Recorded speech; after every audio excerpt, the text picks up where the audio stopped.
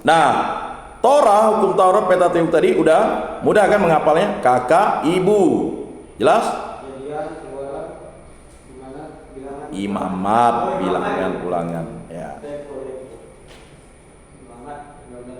Nah, mengapa disebut kejadian yang juga disebut pada mulanya menurut kata-kata pertama kitab itu? Jadi pada mulanya. Jadi kata-kata pertama dalam kitab suci itu pasti dimulai dengan pada mulanya. Betul enggak? Coba buka. Kalau kitab terakhir apa? Kata-kata terakhir. Amin. Lihat Wahyu. Betul enggak? Wahyu terakhir. Amin kan? Wahyu. Bukanya kayak buka buku biasa nih. Itu firman Tuhan. Pelan-pelan. Nanti koyak, sobek. Betul, amin. Jadi kalau kata pertama itu adalah pada mulanya. Ya memang dua kata. Pada itu kata hubung. Kalau kata terakhir itu amin. Ya. Jelas ya? Kemudian kitab kedua Keluaran atau inilah nama. Maka Keluaran itu inilah nama. Ya. Lalu yang ketiga imamat atau dan ia Tuhan memanggil. Jadi imamat itu ya dan ia memanggil atau dan Tuhan memanggil, itu dia maksudnya imamat. Berikutnya bilangan. Bilangan itu di padang gurun. Paham ya? Kalau ulangan inilah perkataan. Jelas? Ya tidak ada di situ, nanti kalian baca di kitab suci Katolik itu jelas. Ya, inilah perkataan, ya. Baik, itu tadi Torah ya dalam Perjanjian Lama sesuai kitab Ibrani. Berikutnya adalah kitab nabi-nabi. Maka Yesus bilang, kalian harus baca Taurat Musa dan kitab nabi-nabi. Nah, kitab nabi-nabi ini ada yang disebut dengan nabi-nabi terdahulu. Ya. Nanti dibagi juga dengan nabi-nabi kemudian. Ada berapa kitab nabi-nabi terdahulu? Ya, ada ya. Kurang lebih di sini ada 1, 2, 3, 4, 5, 6 kitab pada prinsipnya. Yang pertama adalah Yosua. Kitab ke-6, berikutnya adalah Hakim-Hakim. Kalau kita ingin membaca ya Simpson, bukan Samson ya. Simpson. Ya. Kalau Samson itu lain. Samson dari Betawi pula. Simpson, seorang hakim yang bernama Simpson yang jatuh cinta dengan Delila, seorang Filistin. Filistin itu adalah orang Eropa yang mendiami tanah Kanaan. Ya. Bukan orang Palestina sekarang. Beda Filistin dengan Palestina itu jauh. Hanya tinnya saja mirip, ya. Jadi Yosua, lalu Hakim-Hakim. Lalu ada 1 Samuel dan 2 Samuel. Betul ya? Belum, nanti sabar. Ya, Rut itu kan dimasukkan karena itu kan tadi saya sudah katakan kitab suci yang Ibrani, orang Ibrani, orang Yahudi kan, yang mirip, yang sama dengan kitab suci orang Kristen. Kalau itu kan urutannya disandarkan sesuai dengan lay. Nah, kita lihat yang diurutkan dengan ini. Maksudnya yang masuk bagiannya nabi-nabi tadi itu. Berikutnya adalah raja-raja. Itu yang disebut dengan nabi-nabi terdahulu. Kitab 1 Raja-Raja dan kitab 2 Raja-Raja. Itu urutannya, urutan sesuai dengan yang disusun oleh lay ya. Nah, kita yang disusun berdasarkan ya Alkitab Ibrani, paham ya? Nah, lalu kitab nabi-nabi itu ada nabi-nabi kemudian. Nah, ada Yesaya, betul ya? Itu nabi-nabi kemudian. Berikutnya Yeremia, Yehezkiel, mudah ya? Jadi kalau kalian menghafal itu Yesaya, Yeremia, Yehezkiel. Betul enggak urutnya tuh? Pasti Yesaya dulu, baru Yeremia, Yehezkiel, atau terbalik? Delay. Coba lihat di daftar isi. Daftar isi dulu, daftar isi. Buka daftar isinya. Mudah kan? Kalau tadi Torah Musa itu apa? Torah, Pentateuk, atau hukum Taurat itu kakak ibu. Nah, kalau kalian mengurutkan Yesaya, Yeremia, Yehezkiel, tidak mungkin Yeremia dulu, pasti Yesaya dulu. Betul tidak tuh? Dalam yang ya. Berikutnya ada ke-12 nabi yang urutannya sebagai berikut. Nah, nanti kalau urutan di situ berbeda kan, itu kan kitab nabi-nabi. Dari Hosea, Yoel, Amos, Obadja, Yunus. Ya. Itu kitab nabi-nabi ya. Disebut ke-12 nabi. Nanti digolongkan kitab nabi-nabi kecil, maksudnya tulisannya sedikit, singkat, bukan orangnya kecil gitu ya. Nah, dimulai dari Hosea, betul urutnya? Yoel, ya, Amos, Obadja, Yunus, Mika. Nah, hafal dulu itu. H-Y-A-O-U-Y-M.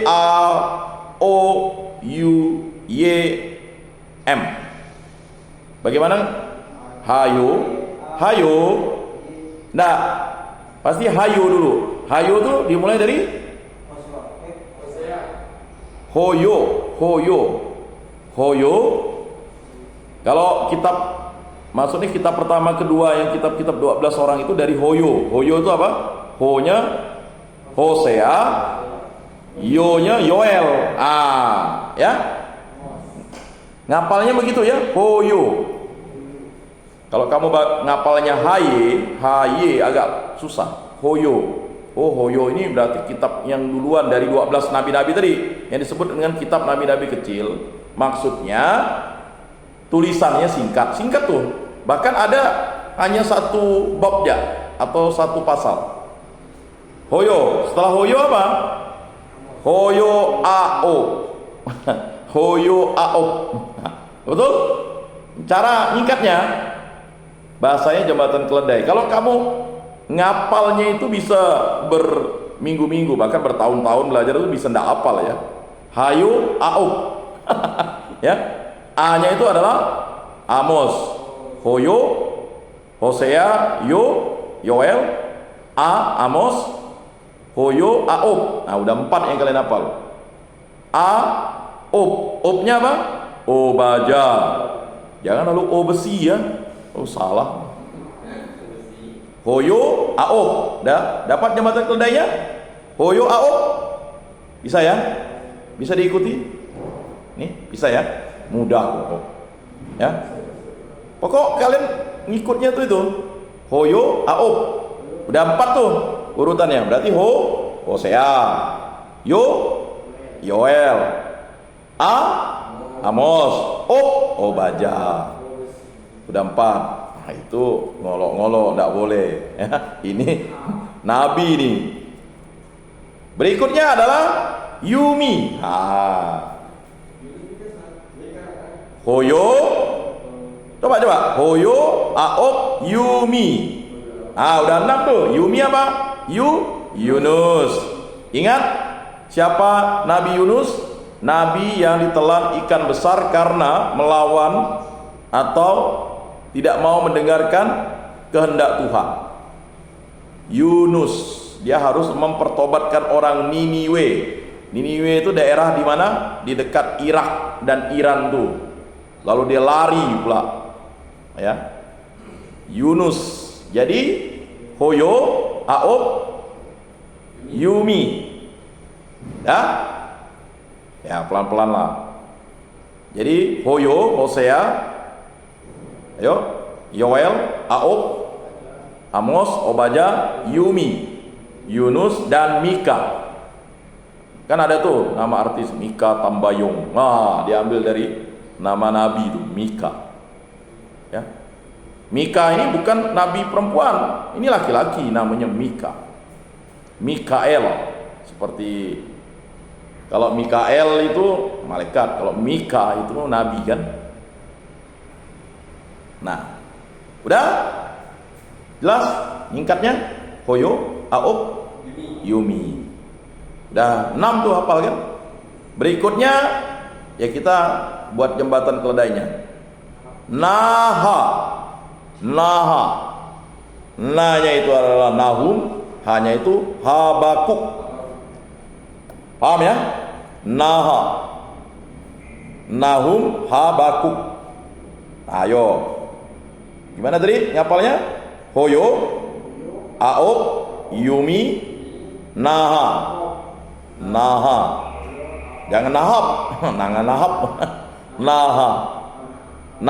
Nahum, Habakuk. Ada 8 kan?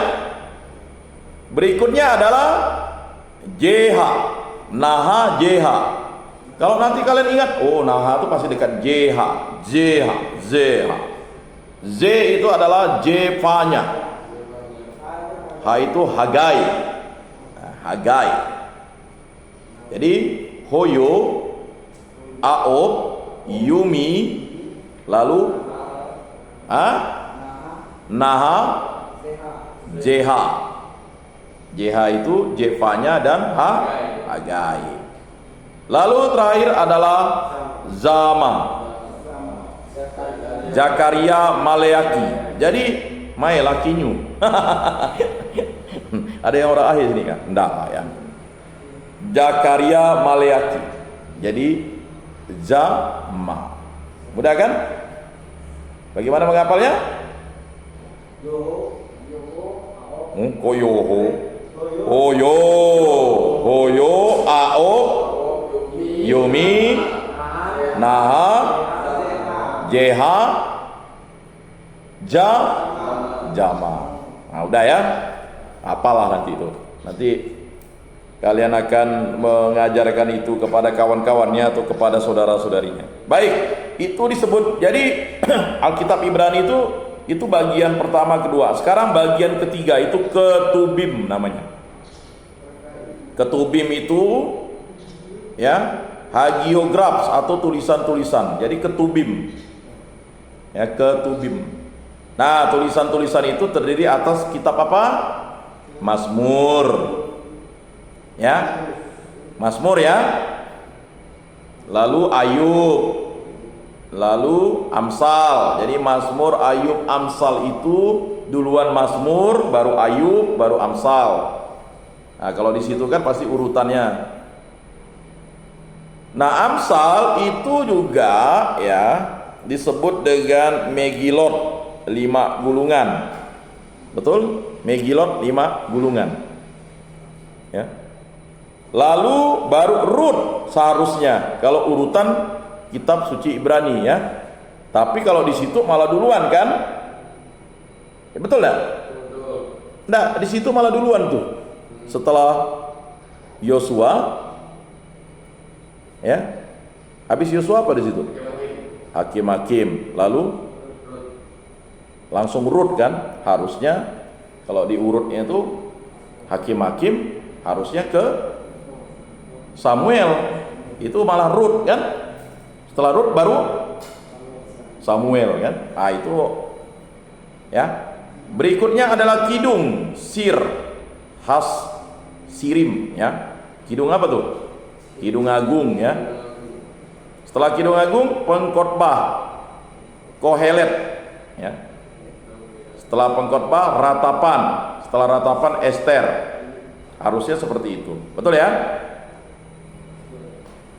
Berikutnya adalah Daniel, lalu ada Ezra, Nehemia.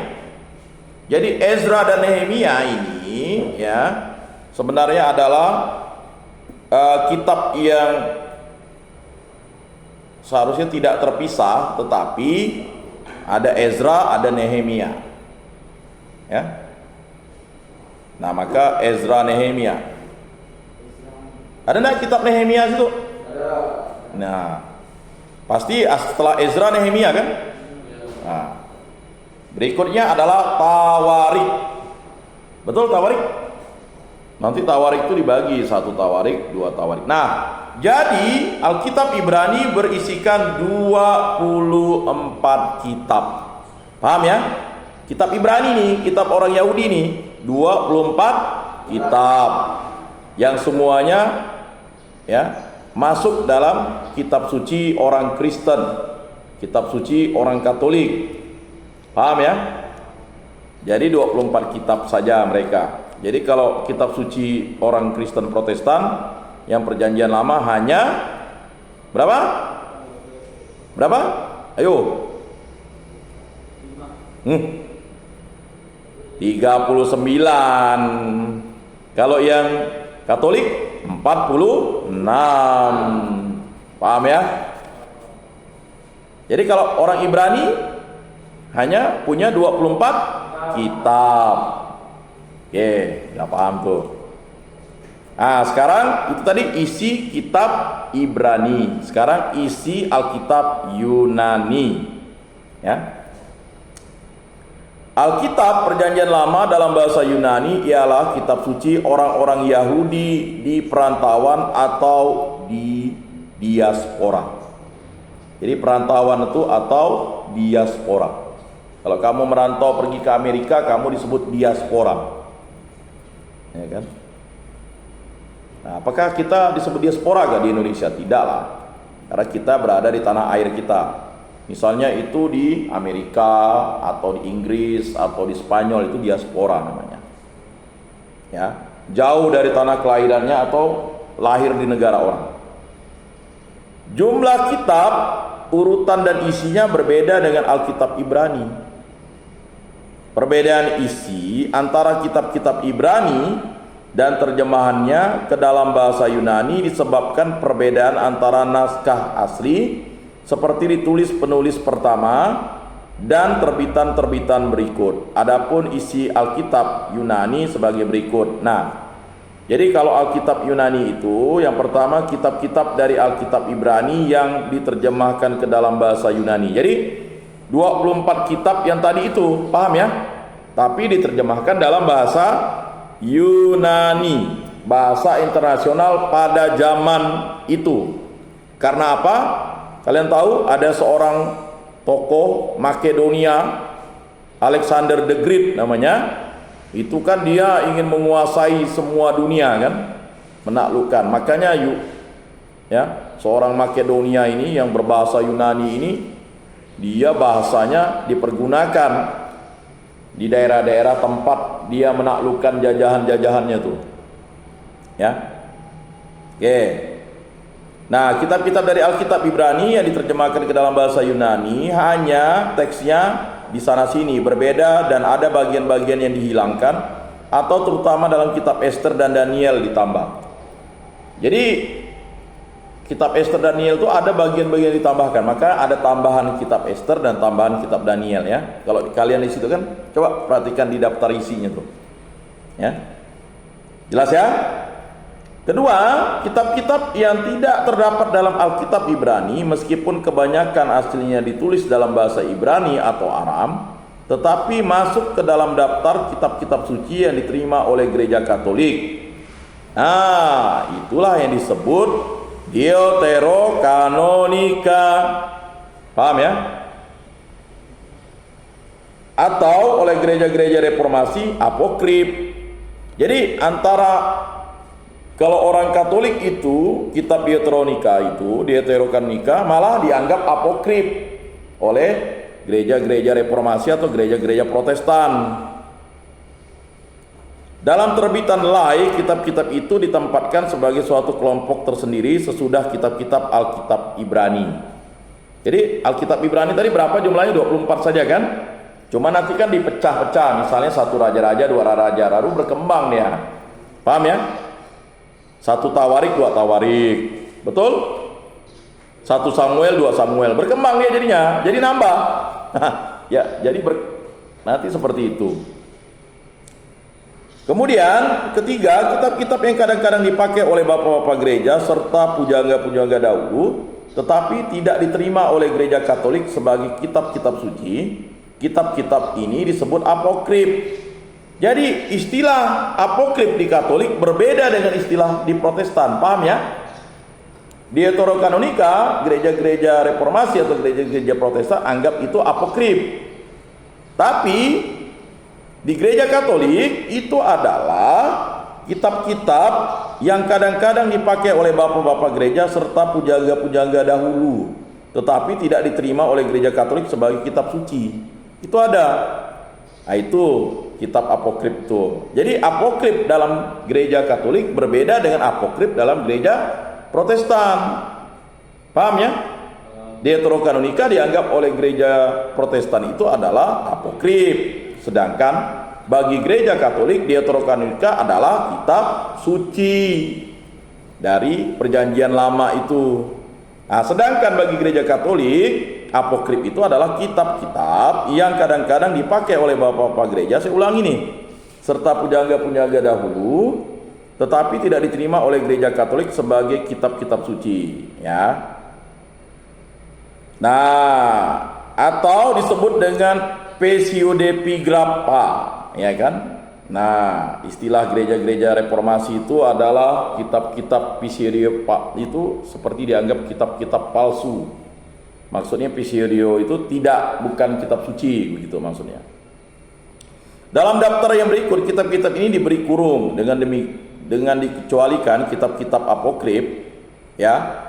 Pseudepigrapha, gereja Katolik menerima kitab-kitab dari Alkitab Yunani itu sebagai kitab-kitab suci. Jadi, gereja Katolik menerima Alkitab dari kitab-kitab Alkitab Yunani itu sebagai kitab-kitab suci. Dalam daftar kitab-kitab suci yang resmi, kitab-kitab itu diurutkan dengan urutan yang berbeda dengan urutannya dalam Alkitab Yunani. Nah, daftar kitab-kitab Alkitab Yunani atau Septuaginta, ya, disebut Septuaginta.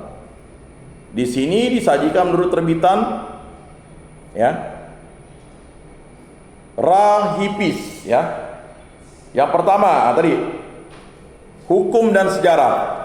Jadi diurutkan hukum dan sejarah itu, ya, terdiri dari tadi kitab Kejadian, Keluaran, Imamat, Bilangan, Ulangan, Yosua, Hakim-hakim, Rut. Nah, ya. Maka urutannya begitu. Lalu keempat kitab kerajaan, 1 dan 2 kerajaan atau sama dengan 1 dan 2 Samuel. Paham ya? 3 dan 4 kerajaan itu 1 dan 2 raja-raja. Jadi sebenarnya keempat kitab kerajaan itu kitab kerajaan. Paham ya? 1 dan 2 kerajaan itulah 1 dan 2 Samuel. 3 dan 4 kerajaan itu adalah 1 dan 2 raja-raja. Kemudian yang ke-10 adalah Paralipomena, 1 dan 2 Tawarik. Udah mulai tersusun kan kitabnya? Berikutnya yang ke-11 yang dianggap apokrif itu adalah Ezra 1 oleh gereja Katolik, itu apokrif. Ya. Sedangkan Ezra 2 itu yang masuk dalam kitab suci itu adalah Ezra Nehemia. Berikutnya yang ke-13 Ester dengan bagian-bagian tambahan dalam bahasa Yunani. Yang masuk di Deuterokanonika itu kan ada tambahan. Berikutnya yang ke-14 itu adalah kitab Yudit. Ya. 15 itu Tobit. Yang masuk ke Deuterokanonika itu, ya. Berikutnya adalah Makabe 1. Ya, yang masuk di Deuterokanonika, ya. Kemudian Makabe 2, ya. Lalu ada apokrif juga, Makabe 3 dan Makabe 4. Ya. Itu tidak masuk dalam kitab suci, tetapi itu ada, ya. Kemudian kitab yang tadi Septuaginta atau Alkitab Yunani itu yang bagian keduanya adalah penyair-penyair dan nabi-nabi. Ya, barulah. Yang ada Mazmur atau Pesalmoi. Kemudian Amsal Salomo. Jelas ya? Kalau Mazmur itu kan Daud. Bapaknya Salomo adalah Daud, kan begitu. Makanya Amsal Salomo. Lalu Pengkhotbah, lalu Kidung Agung, lalu Ayub. Berikutnya adalah kitab Kebijaksanaan Salomo yang diterima sebagai Deuterokanonika oleh gereja Protestan atau gereja Kristen, ya. Reformasi itu dianggap sebagai apokrif, tapi bagi gereja Katolik itu adalah kitab suci. Kemudian bin Sirak, kebijaksanaan putra Sirak atau Yesus bin Sirak. Ya. Kemudian ada Mazmur Salomo. Nah, itu dianggap gereja Katolik apokrif. Tidak ada di situ ya. Kemudian yang berikutnya ke-12 asli, ke-12 nabi kecil atau dodeka propeton. Yang tadi saya katakan nabi kecil tuh, tulisannya tuh sedikit. Dalam urutannya sebagai berikut. Apa tadi? Kalau yang diurut kitab Ibrani dimulai dari Hoyo, Hosea dan Yoel. Betul ya? Ditulis di situ kan?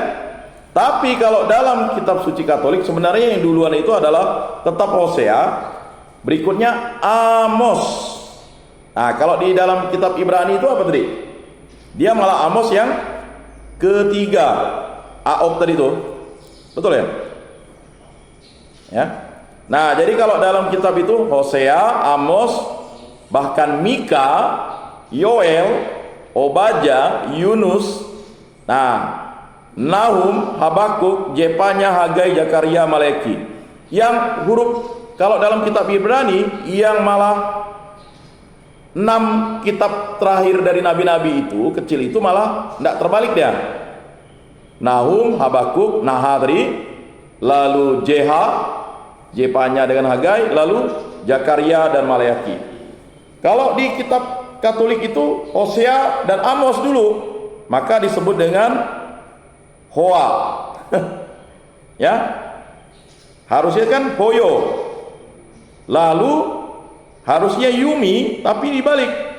Jadi Mio, Mika dan Yoel. Ya kan? Kalau dianutkan Yumi, betul? Yunus dan Mika. Nah, lalu Obyu, Obadya dan Yunus. Nah, urutannya. Selanjutnya baru kita masuk ke Yesaya, Yeremia, lalu ada Baruk.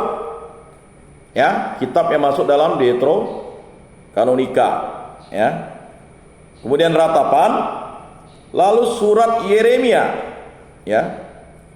Nah, itu ya. Kemudian Yehezkiel, Kisah Susana, Daniel bab 13, Daniel 1 sampai 12, kemudian tambahan dalam bahasa Yunani. Lalu Kisah Bel dan Naga, Daniel 14. Jadi, kalau kita baca kitab Susana, kitab Daniel itu kok sepertinya tidak sinkron ya. Kalau kalian mendalami, pasti banyak yang bertanya. Dari ke-35 kitab ini, 31 diterima oleh gereja Katolik sebagai kitab suci dan 4 dianggap apokrif. Jelas ya? 7 disebut Deuterokanonika, dan dalam kitab Ester dan Daniel ada beberapa bagian Deuterokanonika. Dalam Septuaginta terdapat pula sekumpulan lagu yang disisipkan antara kitab Mazmur dan kitab Amsal.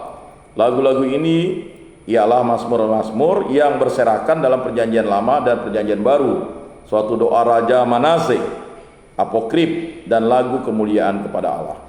Nah, demikian dulu bimbingan penyuluhan kita pada hari ini. Kita lanjut ke doa Rosario. Nanti dibaca ya. Kita jumpa lagi minggu depan untuk mendalami ini. Ya, kalau berdoa kan ini mau doa apa nih? Berdoa itu tidak perlu teori, tetapi harus dilantunkan, didaraskan. Nah, semoga bermanfaat dalam hidup kita. Salam kasih damai dan sejahtera. Tuhan memberkati, menyertai dan melindungi. Salve.